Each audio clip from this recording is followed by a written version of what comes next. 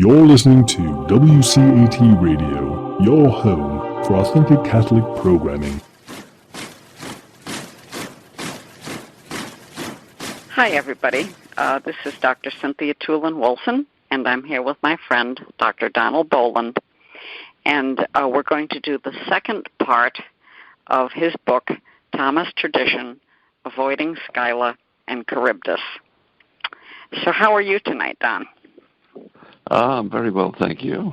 We're good. We're sort of on the early part of spring here, though it's still cold. Nonetheless, not too bad.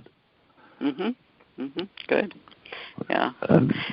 Don is in Australia, and I'm in Vermont, so we're just going into fall, and he's going into spring. Yep. So things are looking up here. Context. Yes. Would you like to start us with a prayer? Yeah, sure. Our Father who art in heaven, hallowed be thy name. Thy kingdom come, thy will be done on earth as it is in heaven. Give us this day our daily bread. Forgive us our trespasses as we forgive those who trespass against us. Lead us not into temptation, but deliver us from evil. Amen.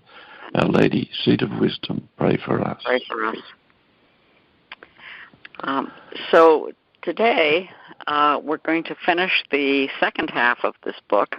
Sure. I'll let you start talking about the important points. Right. Well, the main issue dealt with in my book was that of the true understanding of the relation between faith and reason, or more fundamentally, between grace and nature. In relation to the famous disagreement between Henri de Lubac, S.J., and Reginald Garrigou-Lagrange, O.P. This concerned a question in sacred theology which was differently understood by those called neo-Thomists and those who came to be called adherents of Nouvelle Theologie, or the New Theology, which is actually a name coined by Garrigou-Lagrange as a criticism, but was taken on to identify that school of thought. The argument, however, centered around an interpretation of what St. Thomas had to say on the matter, and so can be seen as an issue within the Thomist tradition. Pope St. Paul VI had noted the existence of two extreme errors in the discussion of the question, which St. Thomas had masterfully avoided, but which errors remained as a continuing danger even to the present day. These two errors he called naturalism on the one hand and fideism or supernaturalism on the other. The Pope drew an allusion to the Greek mythological description of two dangers existing for a ship sailing through the narrow strait between Italy and Sicily, called the Strait of Messina. On the one side was a giant whirlpool called Charybdis, and on the other side was a huge rock named Scylla or Scylla. I took up this image, and in the first part of the interview on my book, my assessment of the matter was that on this issue, de Lubac and followers, in wishing to avoid the terrible fate of being swallowed up in the whirlpool of Charybdis, which may be equated with naturalism in this context, had veered too far to the opposite side and had founded on the rock of Scylla, which may be equated with the error of fideism or supernaturalism. So that was the aim of my first part of the interview, to bring that out. Yes. As is common in those who have so erred by going to one extreme, they tend to see those who disagree with their position as having fallen into the opposite extreme error. So in this case, I contend Garrigou-Lagrange and the neo-Thomists were viewed as having veered too close to the error of naturalism, or can also be called rationalism. Now, it should be noted that of the two extremes, one is not necessarily as dangerous as the other, as it is more dangerous to be caught up in a whirlpool than for a ship to founder on a rock, where though resulting in shipwreck there is some hope of scrambling ashore. So the danger of naturalism in this context is more fatal to the understanding of the relation between grace and nature, or faith and reason, than the danger of supernaturalism. Nonetheless, the latter is a mistake. In my assessment, though the neo-Thomist, a name also imposed by opponents, may not be as expert sailors as St. Thomas himself, there is no cause to accuse Garrigou-Lagrange of falling into either danger, for he was well aware of both. Least of all could he be accused of being caught up in the whirlpool of naturalism. The other so-called neo-Thomas may be regarded as having veered to some extent off course. That they did this is quite possible, for the waters even in the centre of the strait are turbulent. But in my view, on the whole, they managed to avoid the two extremes. Okay. However, there is another aspect of the tradition of Thomism that needs to be examined, which I've gone into in my book, as it is raised in Dr. Rowland's book. It is a question not directly of the relation between grace and nature, or reason and faith, but of the understanding of nature and reason as dealt with by St. Thomas and as understood in modern thought. The former question was a theological one, though it had to be resolved, as I saw it, as a clarification of the notions of nature and reason, that is to say, at its philosophical level. For de Lubac, in my view, reached his position because of a mistaken notion of nature, as I mentioned in the first part of the interview. He read nature, and therefore human nature, in the same way as it is understood in modern times, purely in physical terms. So understood, human nature is incompatible with grace. It is such a concept of nature that is close to grace. But the relevant concept of human nature is according to its spiritual form, the spiritual soul, which is, as with any purely spiritual being, open to grace. Apparently, de Lubac assumed that Garrigou-Lagrange and the neo-Thomists were using the words nature and natural according to their commonly accepted senses in modern thought. It is to be remembered that because of their close involvement with modern science, such an understanding of nature would be common among the Jesuits. But in the context of the discussion about grace and nature, the Thomists were necessarily using human nature in its accepted metaphysical sense, applying to the spiritual order of created natures.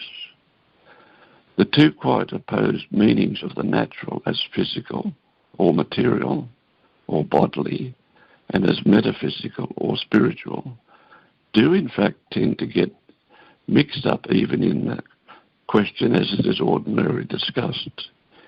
It may be noticed indeed that Pope St. Paul VI uses naturalism in its materialist sense when he says, a naturalism, quoting, a naturalism which completely eliminates God from the world and especially from man's life, unquote. This is taking the opposition between the supernatural and the natural to the most extreme point, as is the modern position with regard to naturalism.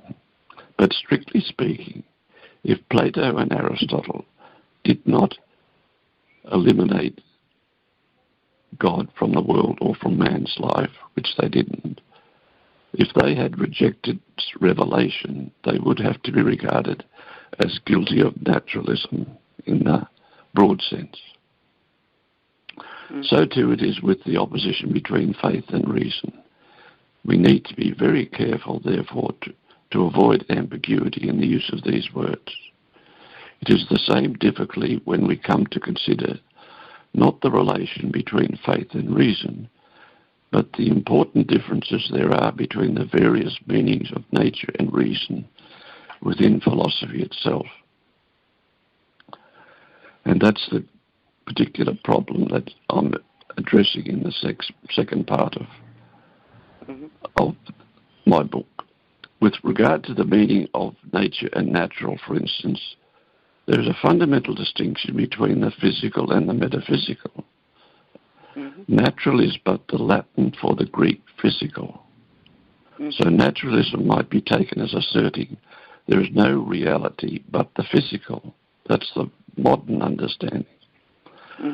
Naturalism in this sense equates with materialism, which excludes the spiritual order of creation and is necessarily atheistic. If there is any talk of God, it is of something corporeal. It is necessarily a pantheistic idea. This is naturalism in the modern sense, used, as we have seen, indeed, by Pope St. Paul VI. Plato and Aristotle, however, dealt with the spiritual and metaphysical order of reality, and so could not be considered guilty of naturalism in this materialist sense, though they would be in the broader sense, which simply means what pertains to creation rather than what pertains to God. But then within the study of the physical world, there is a distinction between mathematics and the natural or physical sciences. Here we do not speak in terms of naturalism, but rather of rationalism. For it is a question rather of differences of method of investigation of problems, the mathematician using purely his reason, whereas the natural science brings into his science or use of reason the evidence of his senses. Then we get the opposition expressed between rationalism and empiricism. The philosophies of Descartes, Spinoza, and Leibniz, for instance, are called rationalism, and those of Locke and Hume, empiricism. This is a use of rationalism that stays entirely within the order of philosophy, and theoretical philosophy at that.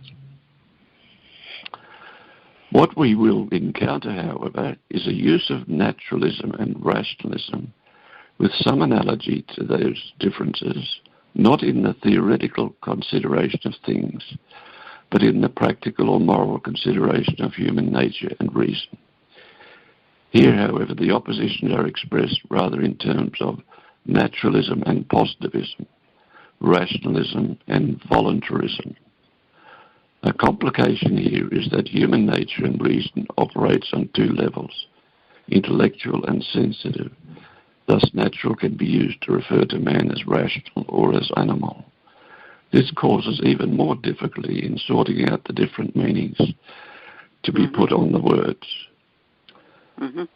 So it's a problem of the use of language to a large extent.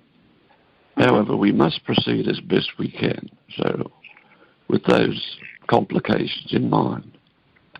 What I noted in Dr. Rowland's book was what I consider an erroneous understanding of nature and reason as they are used in St. Thomas's practical philosophy of ethics and politics. This did not present itself in a disagreement between two personalities, as in the former case, but in a criticism of a general lack on the part of Thomas of modern times, called Neo-Thomas, to take into account in their moral and social philosophy the influence of history and tradition.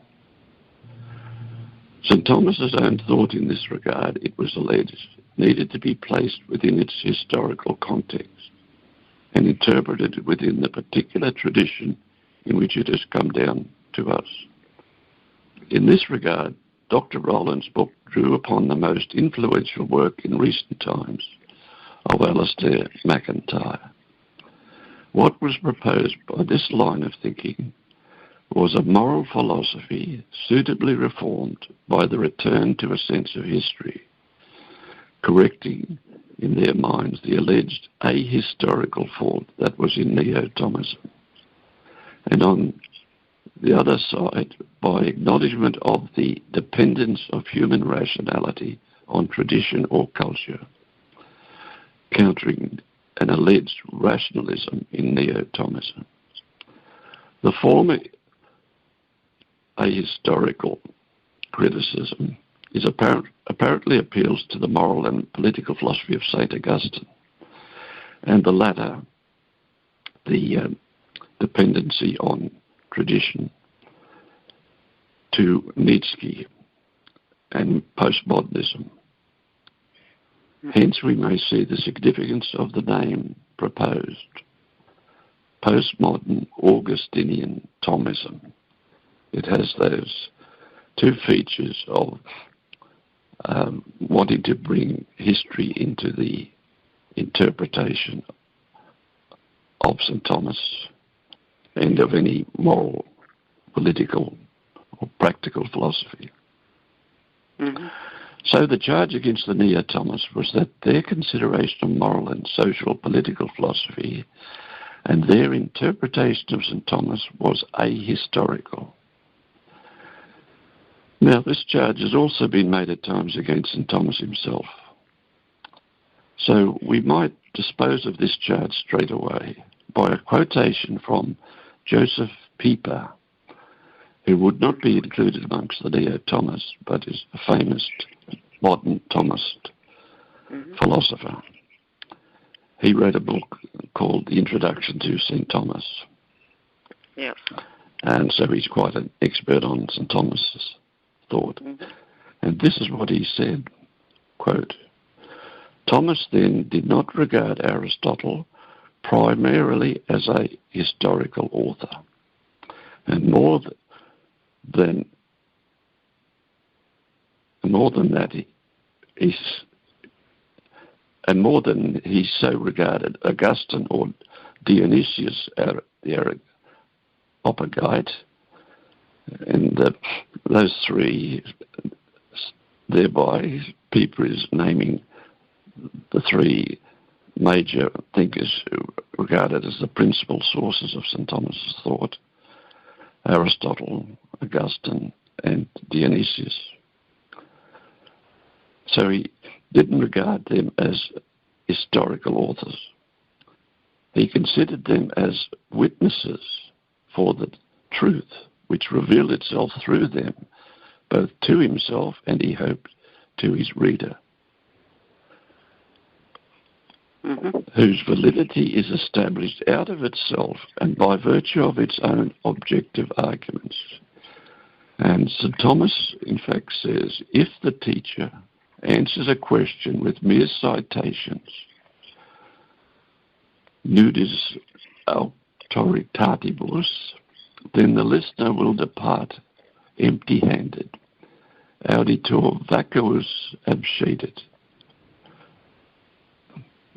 Pieper expands on this shortly after, dealing with Augustine or Aristotle in this way, concerning oneself with them not primarily as historical authors, but as witnesses for the truth, possibly witnesses of genius, but nevertheless not the embodiment of truth itself. Such dealing unhistorically, as claimed, with these writers is simultaneously the truly fruitful way to deal with them. That is to say, Pieper is urging that an unhistorical approach is a truly fruitful way, if you concentrate on what they're saying as truth, to deal with them so that they affect living history. By such an approach, the impulse which motivated Augustine or Aristotle himself and continued to operate with him is kept alive, whereas the purely historical approach forever runs the risk of removing the text or author under discussion from the realm of immediacy, from living intellectual timeliness, and consigning it or him to the realm of the museum of merely historical interest. And that's the finish of his quote. So he really rejects the charge of being ahistorical. It's actually a deeper look at the use of these great minds. So the charge of being ahistorical made against the neo-Thomists is as empty as such a charge against St. Thomas himself. In practical affairs, the human intellect has necessarily to apply its principles and laws to the concrete, sensible condition of the world in which we live. But this should not be used to relativize truth established as St. Thomas did. And as Pieper points out, quote, by virtue of its own objective arguments, unquote. So that, I think, is a powerful refutation of the charge of ahistorical method, of being ahistorical in their approach. That's not a charge that you can make against St. Thomas, because he's using the authors in a philosophical way. Certainly you can put it in its historical context, but you're not relativizing it by its historical context. You're getting the objective truth out of what they say. Right. So that was one part of the proposal of the postmodern Augustinian Thomas, was to bring back an historical conditioning, as it were, of the philosophies. That is, to put it in its tradition and say it was somehow or other conditioned by that tradition. But as to the other charge was of failing to acknowledge the dependence of our human rationality on the tradition or culture to which one belongs, especially as regards our understanding of practical principles and truths pertaining to morality and society. It is in this regard particularly that Dr. Rowland's work draws upon the thought of Alistair MacIntyre.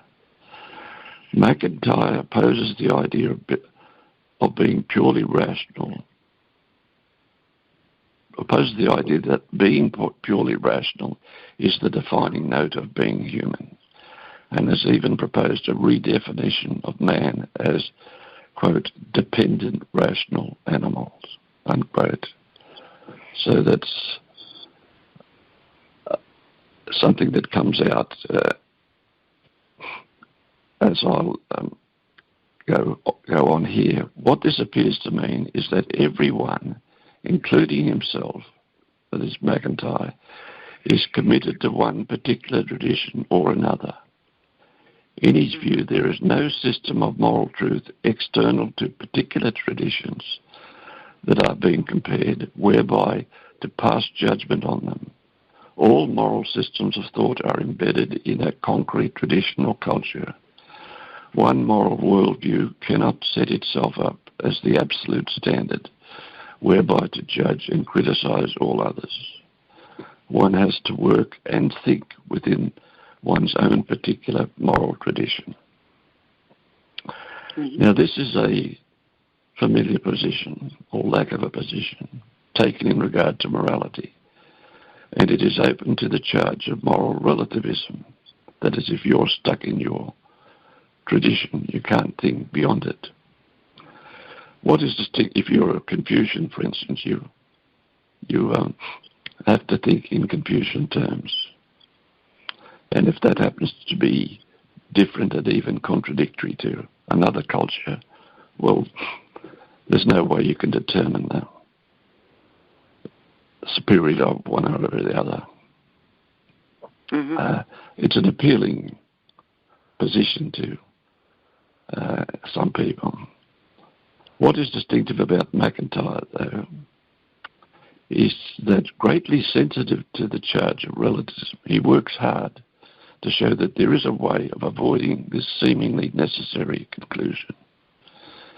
How he attempts to do this is rather novel and ingenious, and accordingly somewhat difficult to grasp clearly, but I will try to describe it. So it's a pretty intricate and ingenious way of reconciling the fact that you are limited by your culture or your tradition so far as your understanding of morality is concerned. And yet we can overcome that. Right, so I'll try and describe what he attempts there.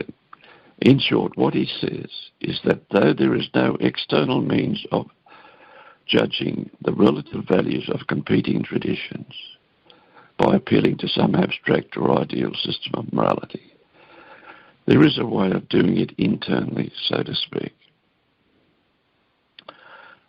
So we try and understand that position. It helps to understand a little of his intellectual history to see how he gets to that position. Okay. He apparently started out as a Marxist. Oh. But more generally, he was focused on the Enlightenment thinkers, who were also known as encyclopedists. In fact, the Enlightenment philosophers came to dominate modern thought, so much so that their thought may be equated with the expression modernism. That is the way that the modern mind thinks. However, there was always another current consigned to an undercurrent of thinking opposed to that of the Enlightenment. If the Enlightenment claimed to be the champions of reason and science, this opposition was content to be called irrationalism. Sometimes it was called romanticism in some contexts. But the more significant characteristic of them from a Thomist point of view is their orientation to practical rather than theoretical matters.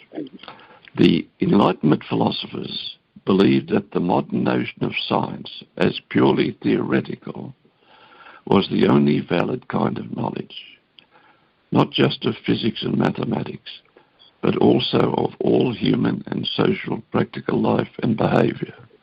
That is, it applied the scientific method that's in physics generally.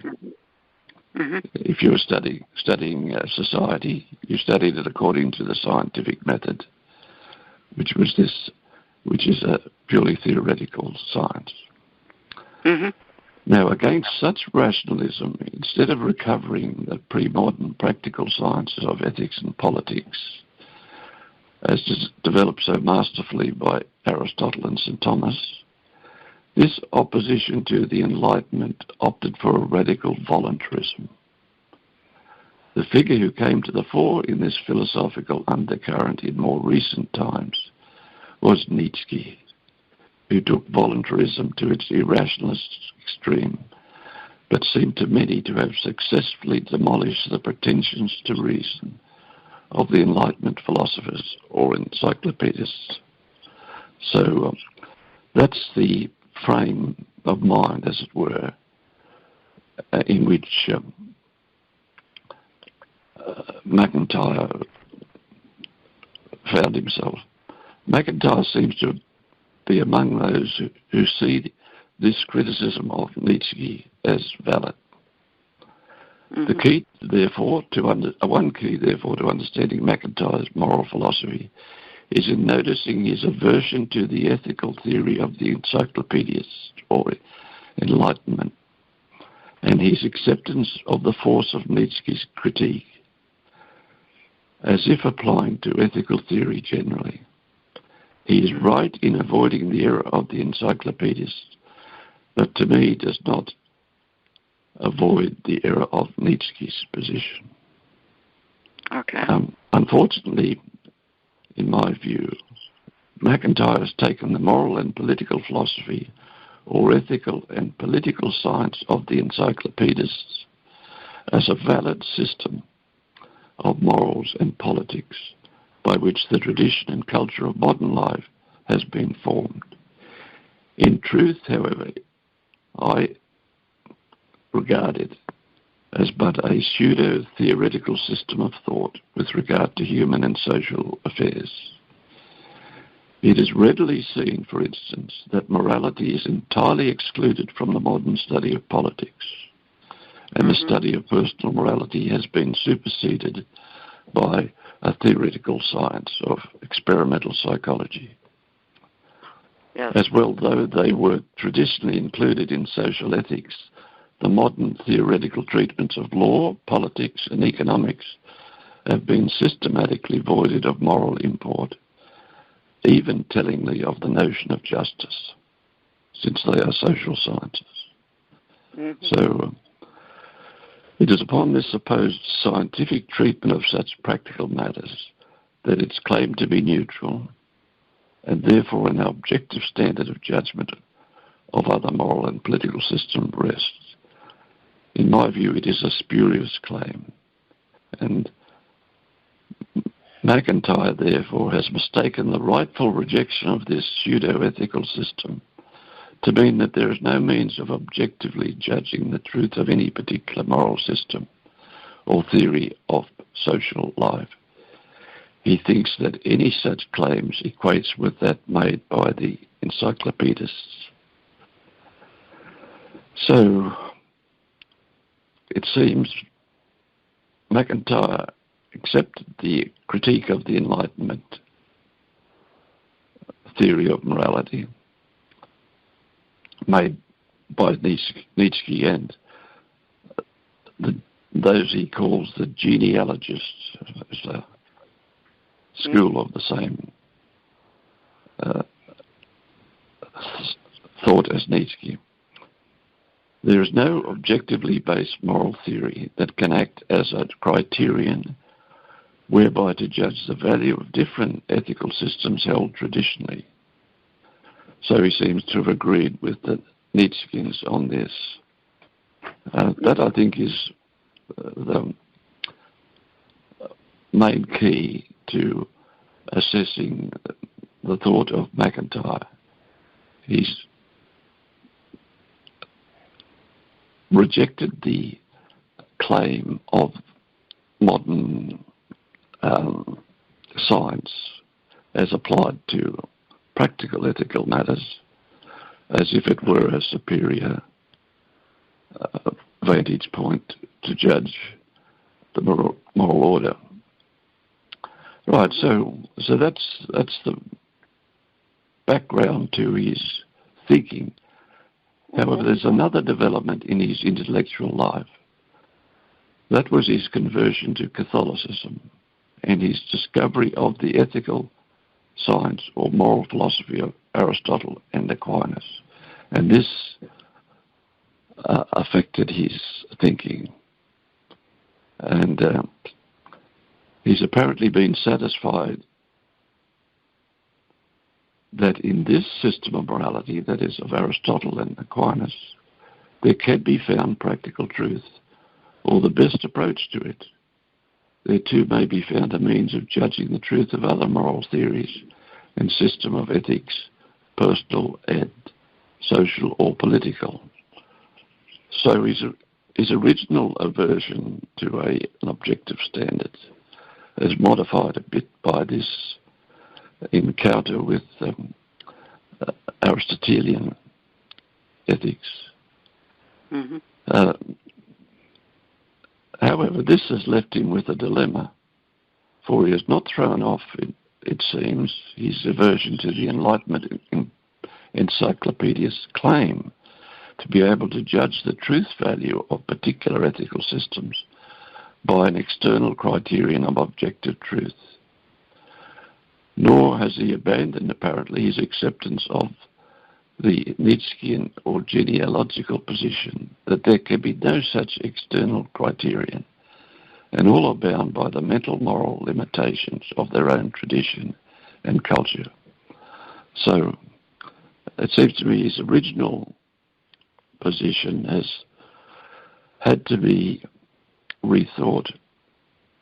So he's came up with an argument that though there is no standard moral theory external to particular differing systems of ethics, there is a way from within an existing system pertaining to a particular tradition or culture.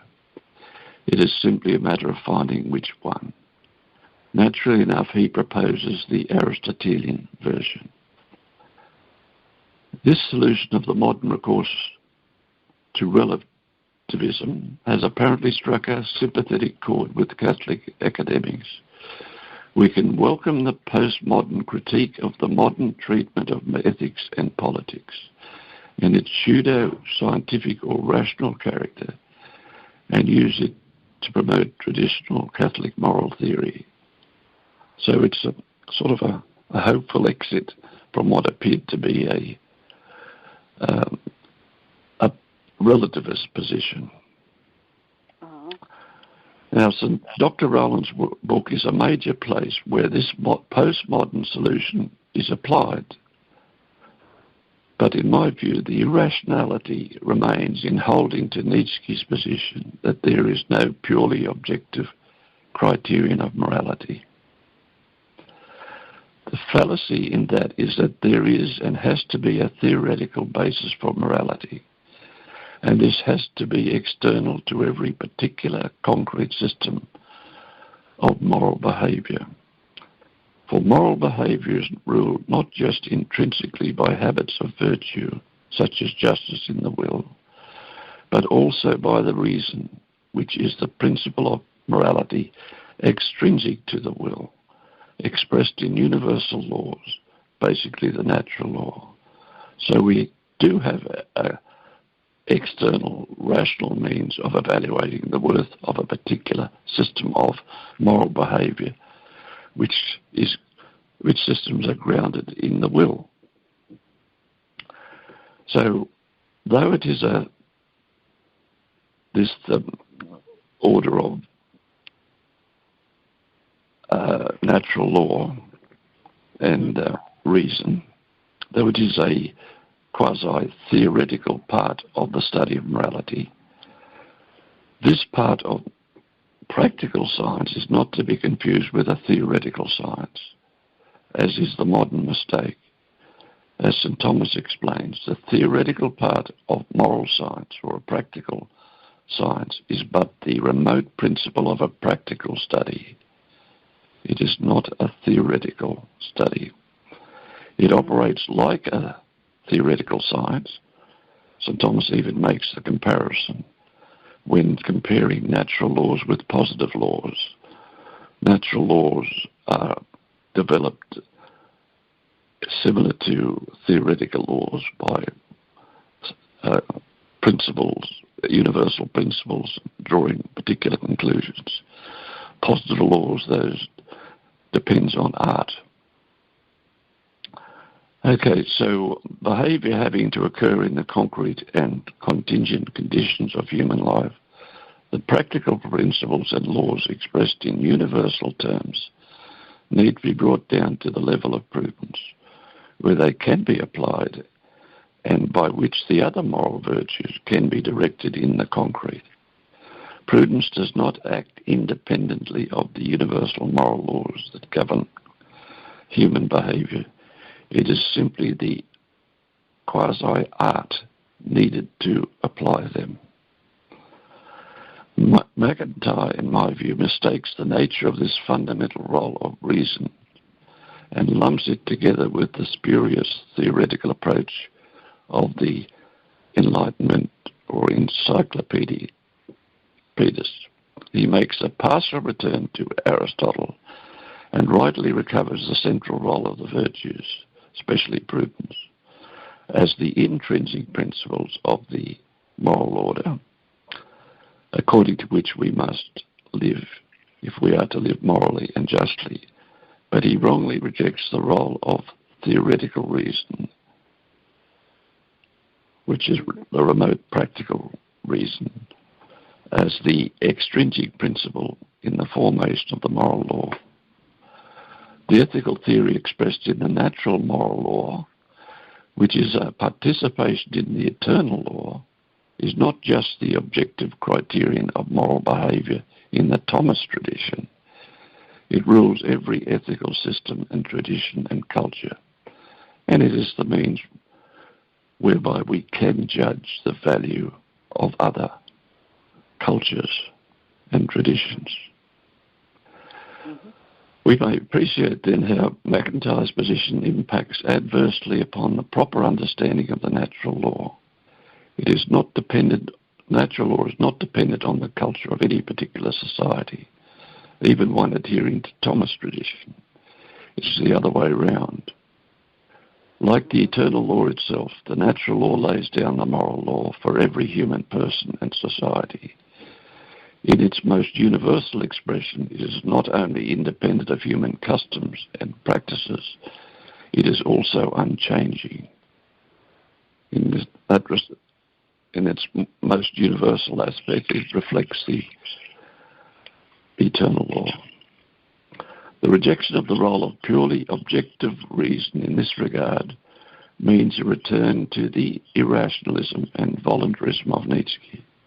It also means falling back into moral relativism, for the will is left to itself to determine what it should do.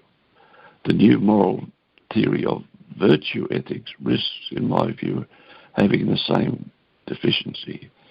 You must not leave out the natural law. You cannot operate on spontaneous, intrinsic habits. Prudence is left to operate in a vacuum, having to do all the work of practical reason in negotiating one's way through life. So in my assessment, McIntyre has not succeeded in freeing himself completely from his own intellectual tradition, rooted in the voluntarism that has been long opposed Enlightenment rationalism in the history of modern thought. This undercurrent is present in Marxism, but more purely expressed in Nietzsche. Postmodernism is but the latest outbreak of it, taking advantage of the flagging strength of Enlightenment rationalism and the moral and political wreckage it has inevitably left in its wake. Right, so in her book, Dr. Rowland has attempted to present McIntyre as a champion of the Thomist tradition, now brought up to date as postmodern Augustinian Thomism. This new thinking supposedly makes up for the failure of the neo-Thomist version of that tradition to properly appreciate the determining role of culture in the understanding of Thomist philosophy. What is not seen is that McIntyre's position is but a partial return to true Thomist tradition, so that on the whole it deviates from it. So I will just give a few quotes to verify what I say. Okay. However, in criticising the position of McIntyre in this matter, I do not wish to be taken to be imputing any moral fault to him or to any of his followers, including Dr. Rowland. Mm-hmm. I ask the reader to adopt for my book the same principle of interpretation, underlying what Joseph Pieper had to say about the moral defect of presumption that he saw as part of Reformation theology. And this is what he says. It is but proper to emphasize at this point that in what is surely obvious, that we are speaking here only of the objective erroneousness of the presumption that is part of Reformation theology.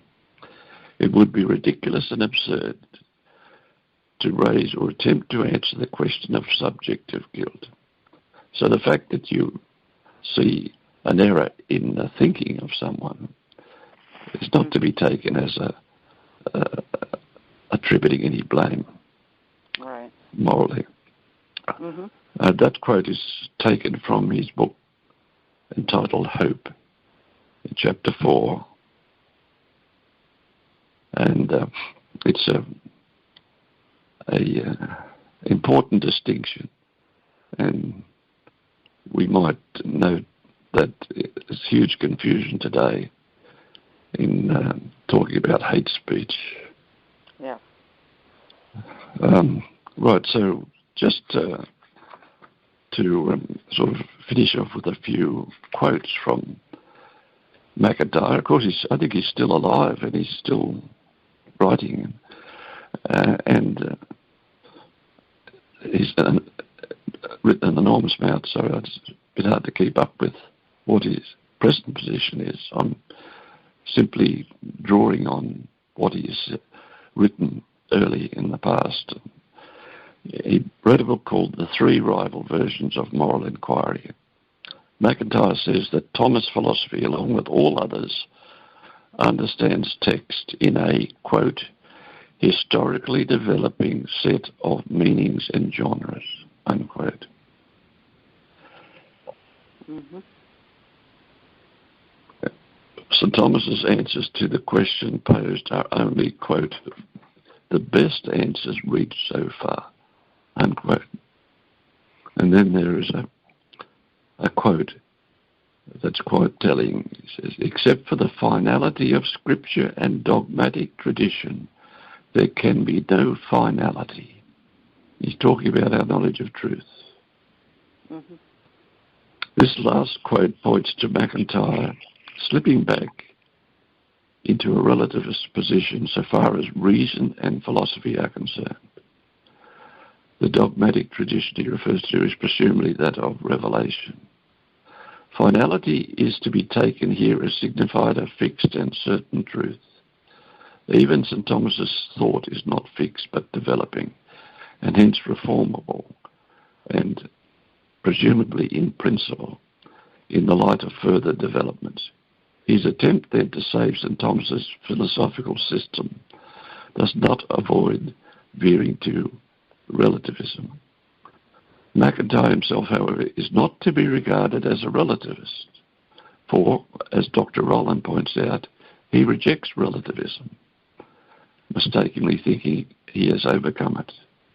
Mm. I do not deny that MacIntyre is committed to refuting relativism, and as he has read more deeply into Aquinas, may make in his own work statements that are inconsistent with moral relativism.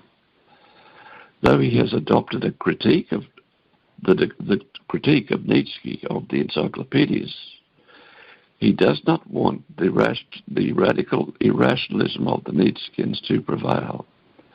He comes up with a rather novel solution which avoids in his mind both rationalism and pure irrationalism. Unfortunately, he seems to have held on to the original basis of his argument for the dependence of moral reason upon tradition, and thus fails to avoid the relativist element of postmodernism. Moreover, I think that we can discover a source that enables us to understand why his fundamental argument necessarily goes awry. It is in his notion of truth as the object of a quest, putting it in Aristotelian terms.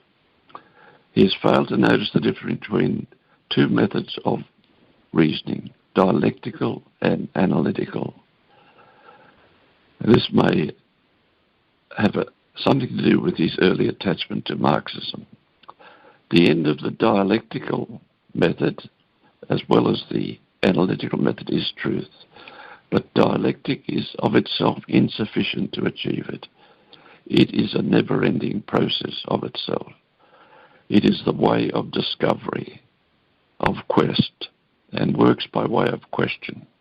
Analytic is the way of judgment and final truth. Dialectic, therefore, the dialectical process, which is quite in order and quite valuable and necessary, and adopted by Aristotle and by Aquinas. It needs to be supplemented, though, by analytic, which by means of demonstration does achieve the certainty of philosophical truth. The difference with demonstration or analytical reasoning is that it starts with objective truth, whereas dialectic starts with human opinion and our subjective mental states. The difference is not just in the ends, but more importantly in the principles. So in an essay that he wrote called Moral Relativism, Truth and Justification, when considering the question of truth, he quotes from Aristotle's Metaphysics, the reference being 993b, 20 and 21. And the quote is, "Truth," from Aristotle, "truth is the telos of a theoretical inquiry. Truth is the end of a theoretical science."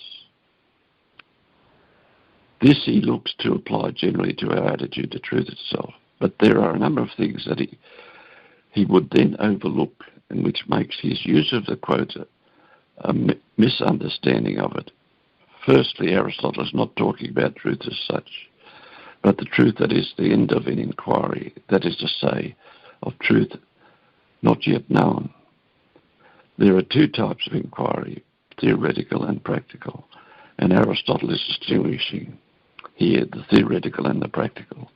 With regard to the latter, practical, he says, at the end is not knowledge of the truth so much as something to be done or produced. Hence, St. Thomas says in his commentary immediately following the part quoted, "But the end of a practical inquiry is a work. Of course, although the practical inquirers seek to know the truth, they nonetheless do not seek it as an ultimate end." So to designate knowledge of truth itself as the end of a theoretical inquiry is not to say that it is a quest that never ends. Right. The end of a practical inquiry is something done or produced. That doesn't mean that no work is ever finished. For Aristotle and St. Thomas, the conclusions from demonstrations are what constitutes science, which is certain knowledge through causes. This applies to the part of practical science and therefore moral science, where universal propositions are concluded, such as the natural laws that prohibit adultery, stealing, and so on. The immorality of those actions don't change with cultures. Of course, there may be some cultures that don't adhere to them, but they can be judged as falling short of morality. It is to be noticed that MacIntyre is principally concerned with the practical order of morals and politics. So he's therefore misapplying the quote, which is simply showing the difference between the ends of theoretical and practical science. However, more significantly, MacIntyre misses altogether the truth that we must know before inquiry, which incidentally Aristotle highlights at the beginning of his posterior analytics. There is no inquiry about any particular truths unless we already have immediate knowledge of universal truths or principles. These truths, including those concerning principles of practical moral matters, necessarily are unchangeable and precede all tradition and learning. Seems to me that MacIntyre has got things by the tail. Mm-hmm. Thus it is that his reasoning, in my view, goes askew and his conclusions are partial. Mm-hmm. This result, however, is quite evidently not what he intends, for he believes he has found a way of defending the universality of truth, of our capacity to reach it finally. He covers this up with uncertainty of rationality in this regard by resort to the certainties of faith, as appears from the above quote, "Except for the finality of scripture and dogmatic tradition, there is and can be no finality," unquote. His position, therefore, is not finally relativistic if you take faith into account. Nonetheless, it does not avoid being philosophically relativistic and theologically becomes fideistic. At the material level of sociological description, his strengths are considerable. Indeed, he says much that indicates he has a good grasp of Thomist philosophy, but unfortunately he is subjected to the same intellectual treatment as the other versions of moral inquiry studied. His fault, then, in my view, lies primarily in a lack of a proper philosophical method. In his argument, he leans rather too much to the dialectical mode. All this leads to a conditioning of metaphysical principles that, despite his protestations of reserving a kind of rationality, ends by conditioning the principles of reason. It may be, however, that a too strong focus on sociology in contemporary philosophical and theological studies, evident in MacIntyre's work, is a significant reason for the weakness in philosophy and theology in dealing with St. Thomas, and more generally for the antipathy that developed in Catholic scholars towards Neo-Thomism and Neo-Scholasticism in the period following the Second Vatican Council. And I end with a quote from James A. Weishaupt, who wrote a wonderful book on St. Thomas, biography of St. Thomas, our Dominican. James A. Weishaupt, quote, "For reasons still not fully understood, a decided reaction against Aquinas and Neo-Scholasticism occurred in the 1960s. Some have erroneously associated this with the Second Vatican Council, which turned people's minds towards social rather than doctrinal issues. Aquinas, however, was the only scholastic doctor mentioned by name in all the conciliar documents. The real reasons for the decline of Neo-Scholasticism must be sought in the wider sociological and psychological concerns of contemporary society." That's an article by him on scholasticism at a website called mb-soft.com. Right, so as I see it, MacIntyre's position in moral philosophy regarding the dependence of reason upon tradition, though not directly concerned with the relationship between faith and reason, complements in a way the position of de Lubac, for it downgrades the role of reason in natural morality, just as de Lubac downgrades the role of nature in regard to grace.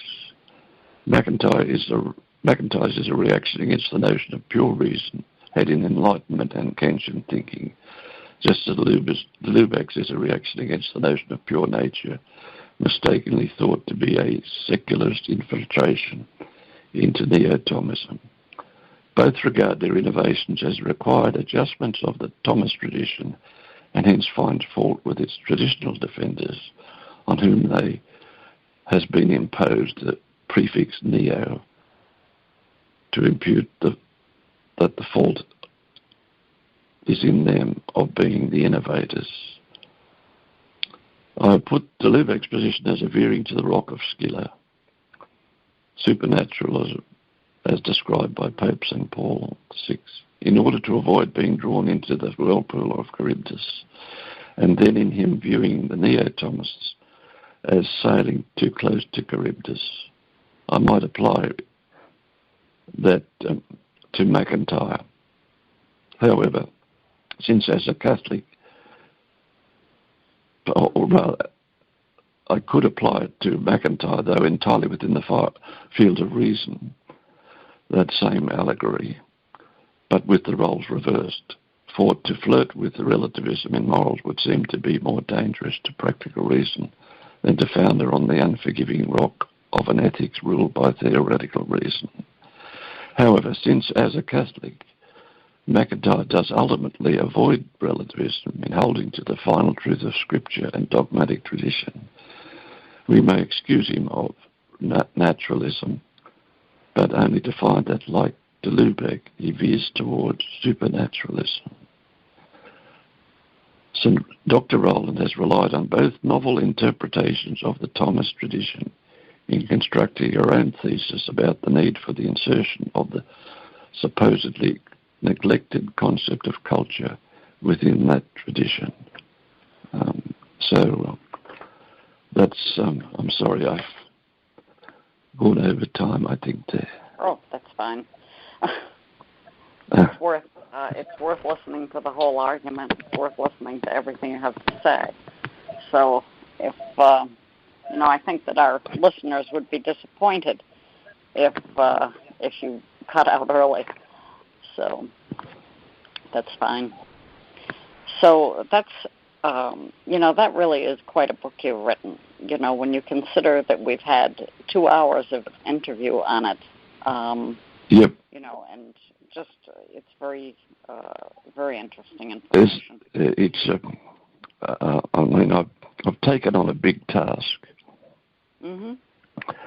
to criticize major movements in modern philosophy and theology, mainly philosophy. Yeah. Well, it's important that be done. That discourse, that really it counters a sort of assumptions that are just generally accepted. That that we need to move on to these new ideas. But the interesting thing is they argue that they're not new. Yeah. That it's they're correcting innovations of the traditional positions. Yeah, so when you consider, one of the things that always fascinates me, if I can give you it may appear that I've sort of put too much into I tried to cover the field, as it were, but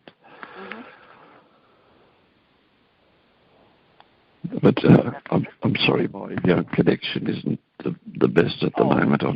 I'm missing a bit of what you're saying. Oh, what I was saying is, well, first of all, it's nice to have someone who thinks at that level. So if you're taking on that much material, that in itself says a lot. But I think one of the things that fascinates me is how the intellectual discourse can go on through the centuries, actually, where someone says something that they think is correct, and that gets corrected, and we go on through time, even though, some of the people who've done the writing may have passed. So to me, that's a fascinating endeavor that you've taken on. Well, and also it's dealing with a very fundamental and a total, as it were, view. Yes. That it's sort of overtaken the philosophy of the day, I would think that in time its influence would diminish, but at a particular time it's quite overpowering almost. So that nobody seems to be able to resist it. But and in my situation, I happen to be educated outside the sort of mainstream, if you like, of university, and although I've got I got a law degree, I studied law at traditional university. My philosophical formation came outside the university complex. Mm-hmm. Mm-hmm. And that, to me, but it still drew on the tradition that of the past. Mm-hmm. And I think that enabled me to sort of disconnect from the assumptions of the day. Yes. But I mean, it is a matter of assessing the arguments. Mm-hmm. But unfortunately, the tendency these days is to put you in a slot. So you're in that culture, or you're from that tradition. Yes. Which blocks you from entering the discourse. Mm-hmm. Even though it's an argument against yourself. What value is your thinking if that's what you believe? You're only a product of your environment. Mm-hmm. Yes. Hello. Yes. I think the phone just isn't working as well tonight for some reason. Yes, I agree with you. It may be that problem as I had before when we dropped out. Mm-hmm. But I'm sort of getting most of what you're saying. Yeah. Okay. Yes. So yeah. So I think this is a fascinating work, and I think that our listeners will be very pleased if they purchase this book and read it, because you've certainly given us all so much to think about. Well, they were just the two main arguments in the book that but the fundamental ones. But I mean, there are a lot of other issues, side issues that come up in today, and I deal with those also. I mean, there's in Dr. Rowland's book, she relates her theory to the interpretation of Gaudium et Spes in the Vatican, the Church in the modern world, because that comes into the idea that you've got to take into account modern culture and those sort of things. What was the attitude of the council to modern culture, and how you interpret that will be affected by your philosophy of culture. Sure. And of reason. Mm-hmm. So it is this sort of groundswell of all sorts of things that come when you have something like a council, because it sort of stirs up the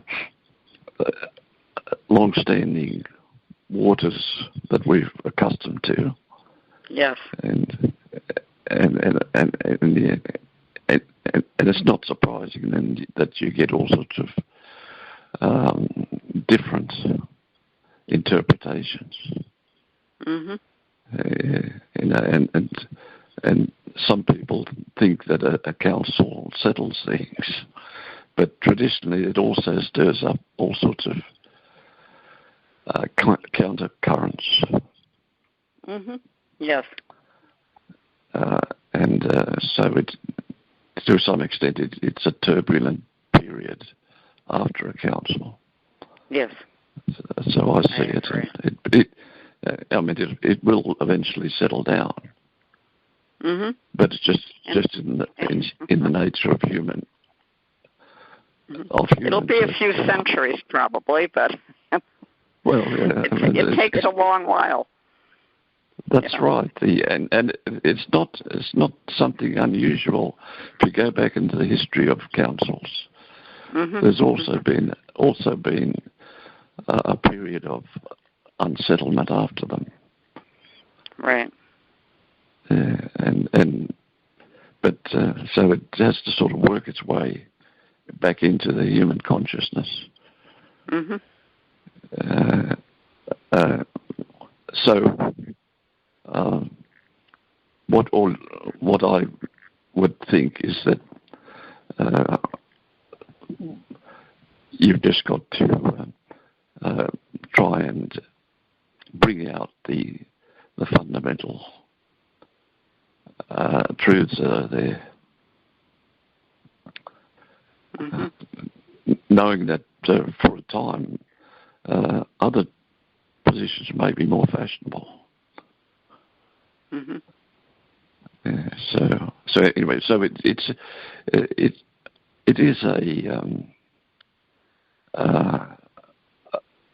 a task that has all sorts of threads and brings in practically everything. If you wanted to, you'd write several books. Mm-hmm. So you can't expect to cover everything in that one book. True. However, yeah, but I mean, the St. Thomas's work is so complete, covers every possible issue you can think of in philosophy, and it's the same with Aristotle. But it's still unfinished. I mean, you still got to, and that's a point that when McIntyre says there's no finality, he's thinking of the sort of completion of. It's as if he was saying that St. Thomas, because he didn't finish the Summa, there's no finality in what he said. Yeah. But there's plenty of finality on the way. Yeah. It's just you can't cover everything, and the same with the church. The church is the development of doctrine. It is acquiring a new understanding as we go, but that doesn't deny and every generation must have sufficient understanding to save itself. I agree. Yeah.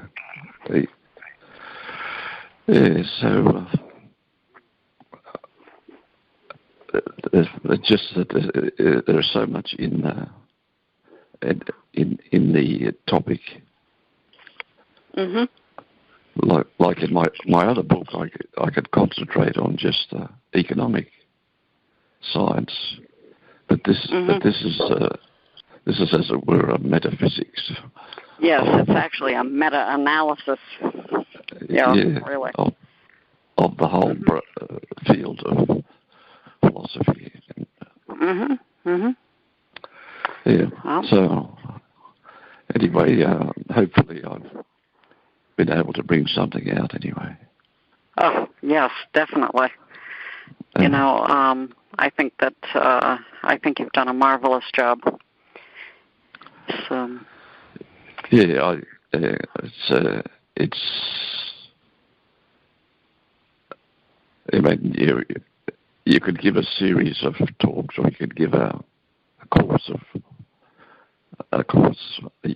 year's course on it, or something like that. I agree. There's so much there, Mm-hmm. and you've got to try and tie it together so it's not disjointed. Anyway, so that is a totally different kind of book to the other one. But you might note from comments I made that I was drawn into it from having my own position. I wouldn't describe myself as a neo-Thomist. I prefer to take the attitude of Joseph Pieper. He didn't like the title of neo. You're just a Thomist. Yeah. Just a follower of Thomas, and putting qualifications on it that you've got a new idea, or you're just a simple disciple. You're not inventing anything new. However, that's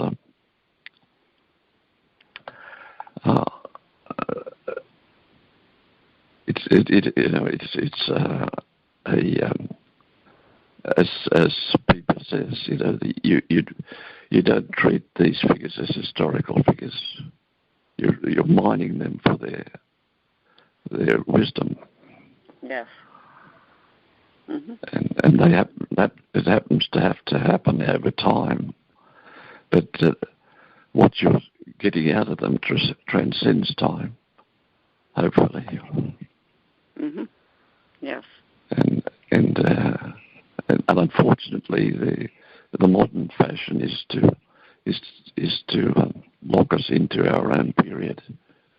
To think that's yes. And to think that we've advanced over the people of earlier periods, because we do have new things that we've learned, but we've also a lot of things we've unlearned. Yeah. Yes. That's true. So, yeah. Okay, Cynthia, I better not hold you up any further.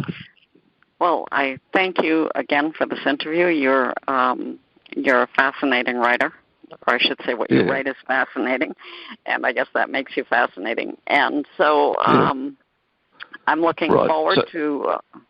well, hopefully I'll be able to put out... I have written more, and I've sent a few things to Sebastian, and... in fact, I might mention I'm presently writing a book on ethics itself, the ethics of St. Thomas, and with a sort of proposed title of Ethics Today and St. Thomas Aquinas. This is applying the whole, and what I'm doing is taking the second part of his Summa, which is the moral part. Yes. And it's in two parts, but extracting from that the philosophical ethics, the morals, natural morals, which is an important part of his Summa. Yes. And for instance, he deals with, in the second part, the virtues, and you've got the three theological virtues and the four cardinal virtues. But from a natural point of view, you can just deal with the four cardinal virtues and leave the three theological virtues for theological work. Yes. So, whereas in the first part, he's dealing with the remote principles, that is, of happiness and human will and law and what have you. Yeah. So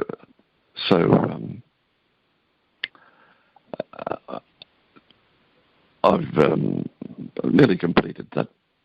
I think I'll send it off to Sebastian, but it sort of covers the same area that's in this book, but whereas this book was trying to criticize and defend a position, so defend one position and criticize another. This will be just presenting St. Thomas's position.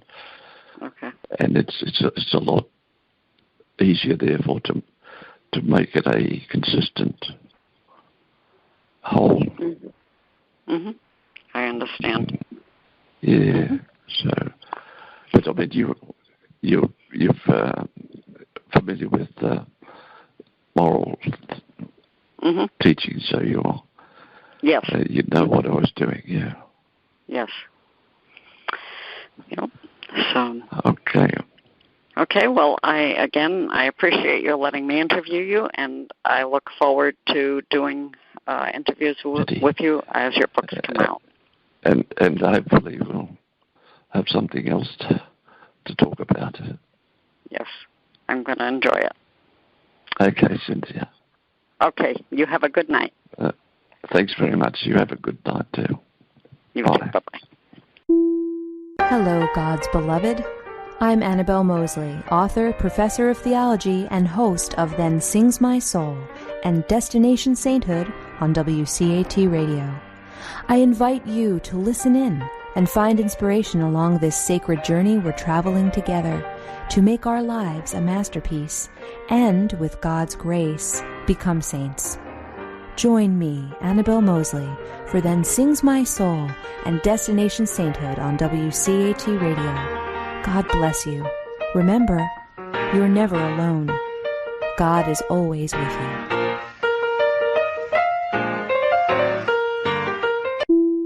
To a production of WCAT Radio. Please join us in our mission of evangelization. And don't forget, love lifts up when knowledge takes flight.